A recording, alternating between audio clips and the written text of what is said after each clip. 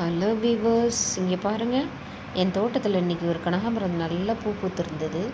நான் திருப்பதிக்கு சேவைக்கு போகக்குள்ள நான் பெருமாள்கிட்ட வேண்டிக்கிட்டேன், இதே மாதிரி அழகாக எங்கள் வீட்லேயும் நல்லா கலர்ஃபுல்லாக பூக்கணும்னு வேண்டிக்கிட்டேன் கிருஷ்ணகிட்ட, பெருமாள்கிட்ட. எனக்கும் அதேமாரி ஒரு கனகாம்பரம் கிடச்சிருந்தது. அதை நட்டு கொஞ்சம் இப்போ பூ பூக்க ஆரம்பிச்சிட்டோம். பார்த்தா சேம் கலர் அதே மாதிரியே இருக்குது. இங்கே பாருங்கள், ரெட்டு வித் ஆரஞ்சு எவ்வளோ கலர்ஃபுல்லாக இருக்குது பாருங்களேன், செம்ம அழகாக இருக்குது.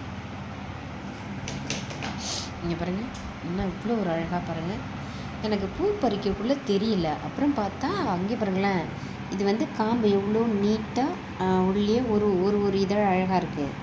அப்படியே இங்கே பாருங்கள், ஒரு பெட்டல் வந்து அவ்வளோ ரோஸ் மாதிரி நல்லா பெருசாக இருக்குது பாருங்கள். இங்கே பாருங்கள், இது வந்து பார்த்தா காம்பு ரெட்டை காம்பு மாதிரி இருக்குது, ஒட்டி பிறந்தது மாதிரி இருக்குது ரெண்டும்.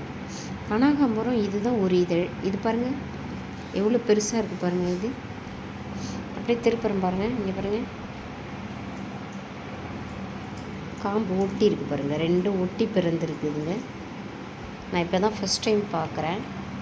இங்கே பாருங்கள், அவ்வளோ பெருசாக நல்லா அழகாக இருக்குது. இங்கே பாருங்களா, இங்கே பாருங்கள், காம்பு பாருங்கள் இவ்வளோ தடிமனாக இருக்குது. பூ பாருங்கள் இவ்வளோ அழகான்னு பாருங்கள்.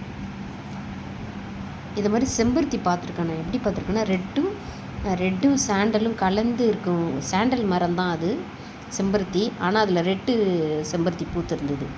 அதை நான் வீடியோ எடுக்காமல் விட்டுட்டேன். இங்கே பாருங்கள், இப்போ இந்த கனகாம்பரம் பாருங்கள், ரெட்டாக அழகாக இருக்குது பாருங்கள், எவ்வளோ அழகாக இருக்குது பாருங்கள் கலர்.